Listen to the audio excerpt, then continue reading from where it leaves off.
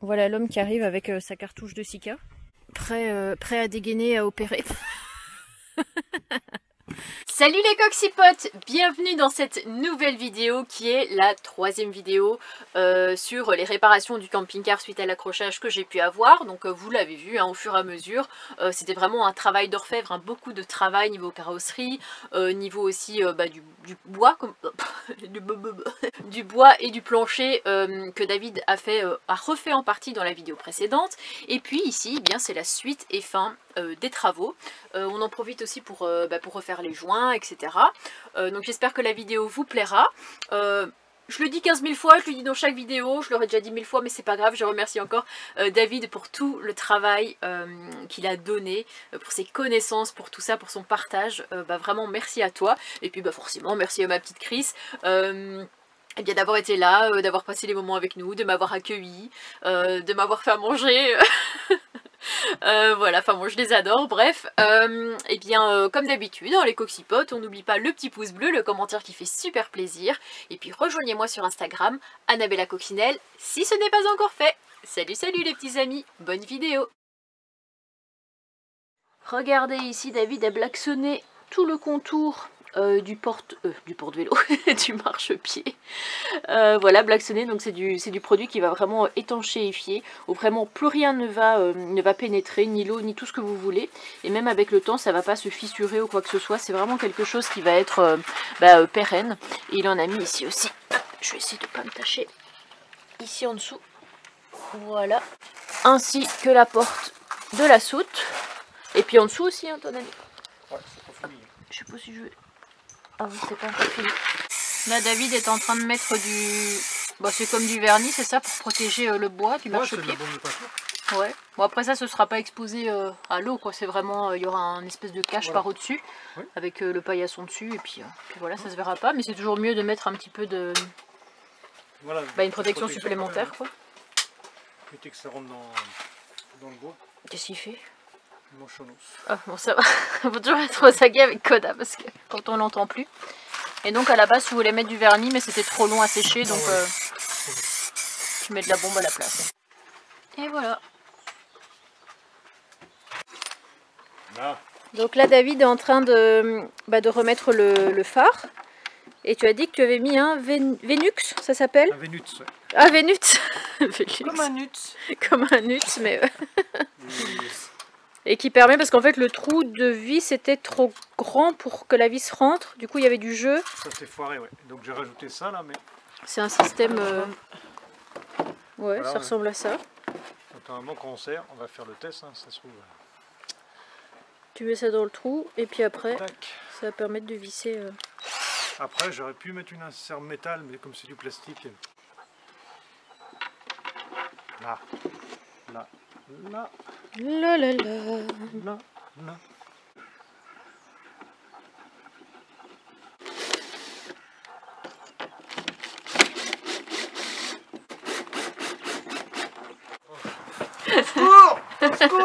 Tu te fais attaquer par un malinois. Ah, il adore David, hein. Alors là, tonton David, c'est sacré, hein. Oh, les bisous qu'il fait. Ah, mon salopard. T'es un salopard. Ou t'es un salopard, tu me connais, hein, t'es un salopard. Je crois que ta toilette est faite, là. Ah, ça y est, c'est fait.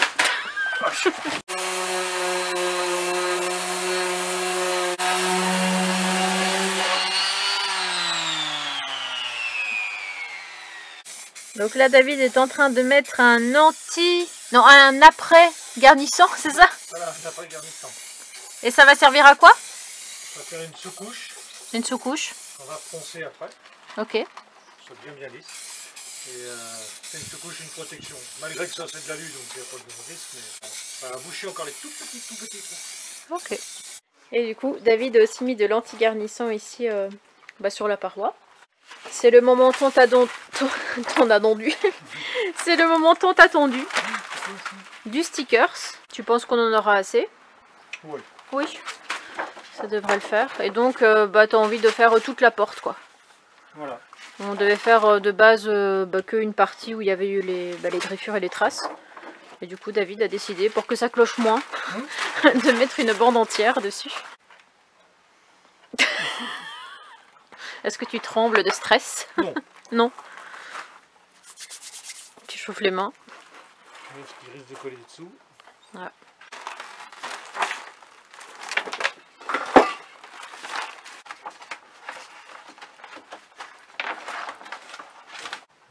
Ici, il y a un défaut. Il y a un défaut? Ouais, c'est un petit à-couche. Ah mince. Je fais pas mal. Là, je couvre tout.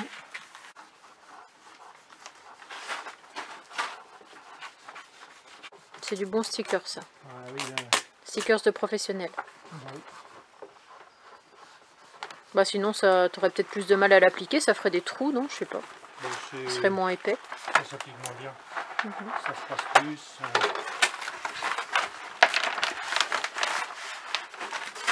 Oui, doucement, faut prendre son temps. On a bien fait d'aller chez ton ami Philippe, c'est ça? Un microbe dessous, ça fait une montagne au-dessus. Bah ouais, ça se voit vite. Hein? Oh. Et voilà, regardez le résultat. Le sticker sur la porte est posé. Bon, ça n'a pas été évident parce qu'il y avait pas mal de petites bulles et puis il y a des poils de Kodak qui sont restés. On a vraiment nettoyé au max, mais ça vole tellement dans les airs qu'à certains endroits, bah, il y a des petits poils, mais bon, après ça choque pas forcément, quoi. On voit pas ça plus que ça. Il y a des petites bulles à enlever encore là. Ouais, 2-3 petites bulles encore enlevées.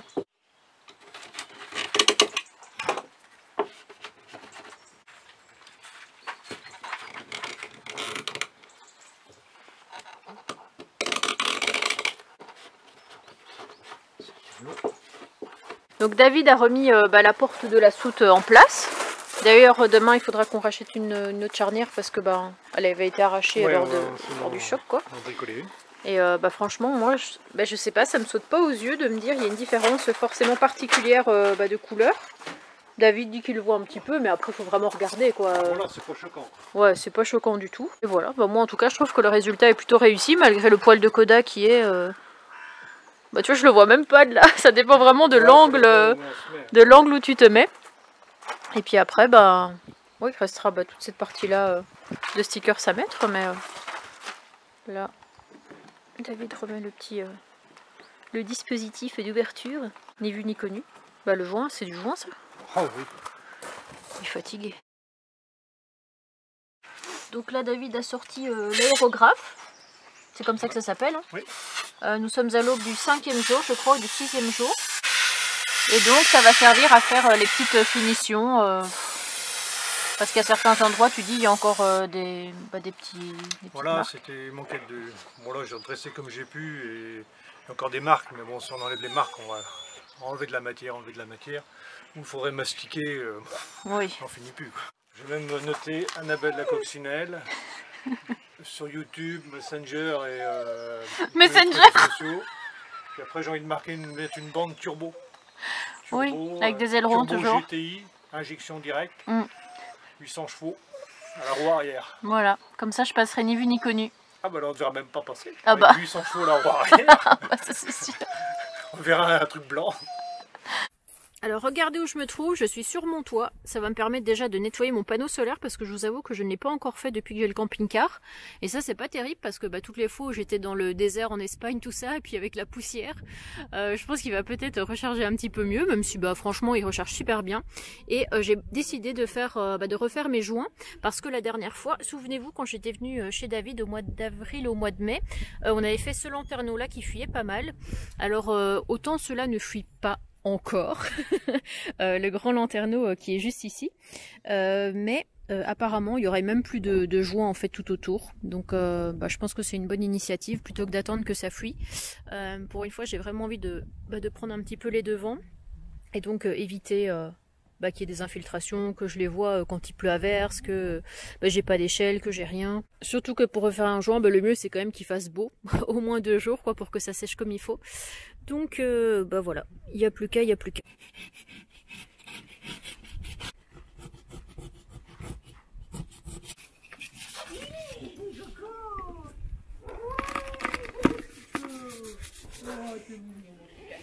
Tu sais que je filme, hein? Tu sais que je filme? Je filme. Non mais c'est pas grave, on va t'entendre, coquille, coco. je te jure.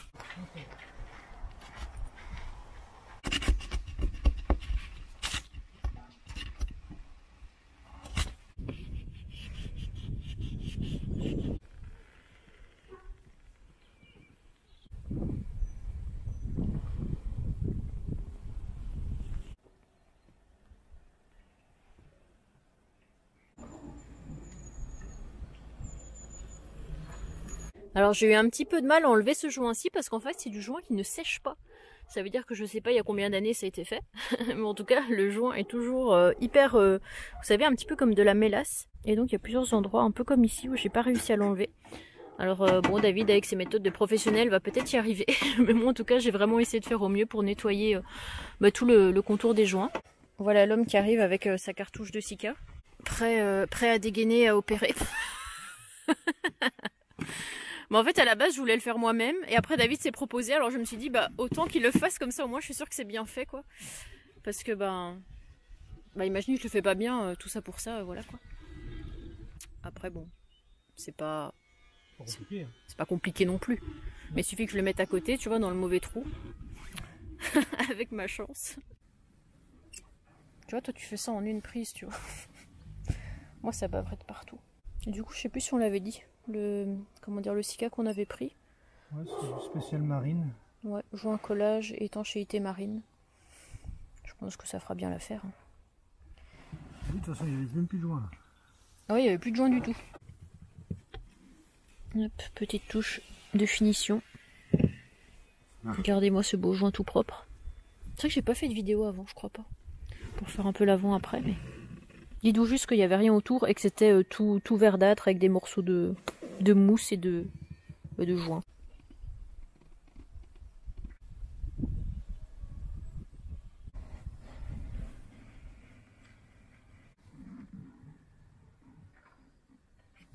Regardez-moi ces magnifiques joints ici.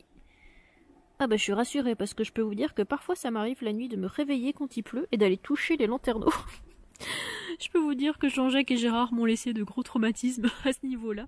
Et donc pour éviter d'ailleurs que Aaron me réveille une nuit en disant « Maman, il pleut sur ma tête », c'était quand même mieux d'intervenir avant. Parce qu'ici c'est le lanterneau au niveau de son lit et je pense que c'était même le pire.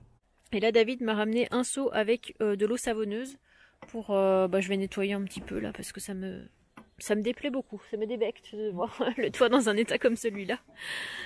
Regardez ici comment c'est cradouille. Et c'est forcément là où l'eau stagne. Parce qu'il y a une espèce de petit creux comme ça. Hop. Donc on va nettoyer tout ça. Et voilà, j'ai nettoyé un petit peu comme j'ai pu. Parce que c'était tellement sale que l'éponge et la vitre étaient un peu dégueu comme l'eau. Mais ce sera toujours mieux que ce que ça n'était. Hop. Voilà. J'ai vraiment fait le plus gros parce que je vais pas commencer à nettoyer l'entièreté. J'ai vraiment fait là où c'était le plus catastrophique, je dirais. Mais je sais pas ce que c'est là, il y a une espèce de tache. Alors je pense que c'est peut-être de la mousse qui est restée, qui a attaché la tôle quoi. Et là la dernière étape ça va être de passer un petit coup au niveau du panneau solaire qui a une petite couche de poussière avec un chiffon et avec du lave-glace comme ça tout simplement.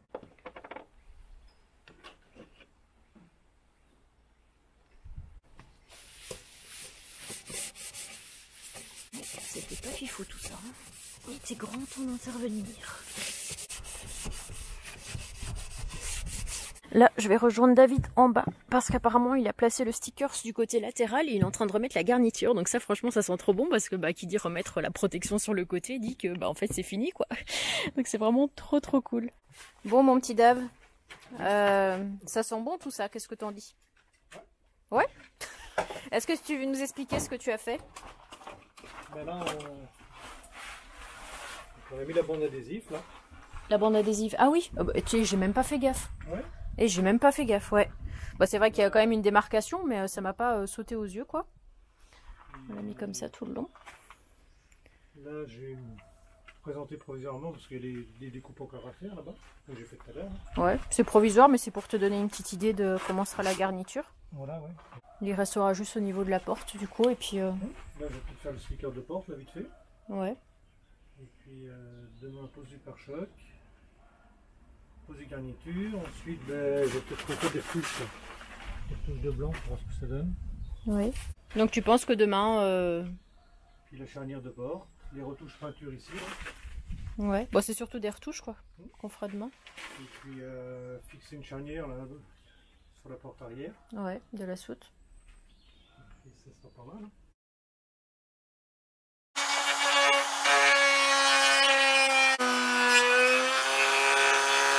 Là, c'est le moment fatidique.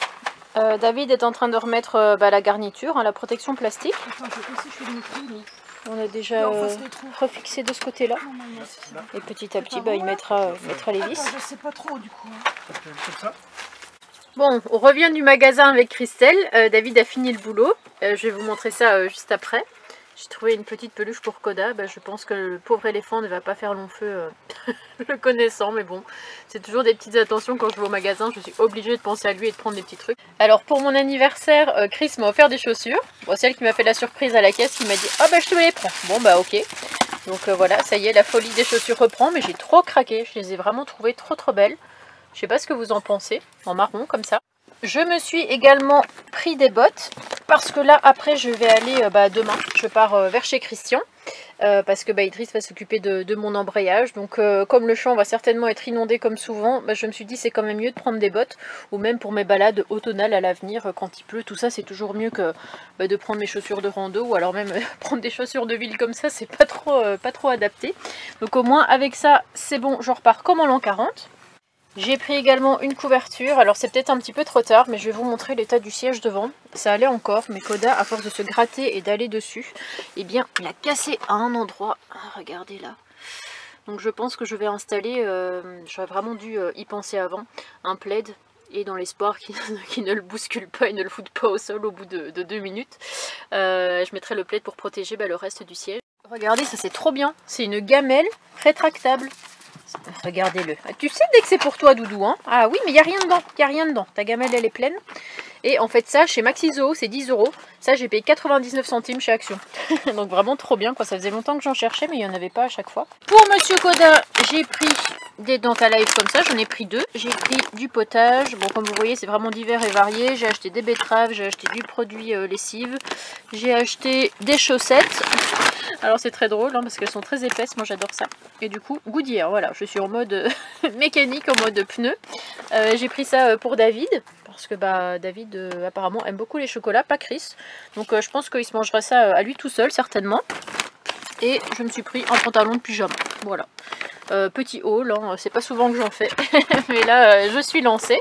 Et donc tout ça, tout ce que vous voyez là, c'est pour David. Je n'ai pas compté combien il y en a. Il y a même un espèce de... Alors c'est pas un magnum, hein, mais 1,5 litre.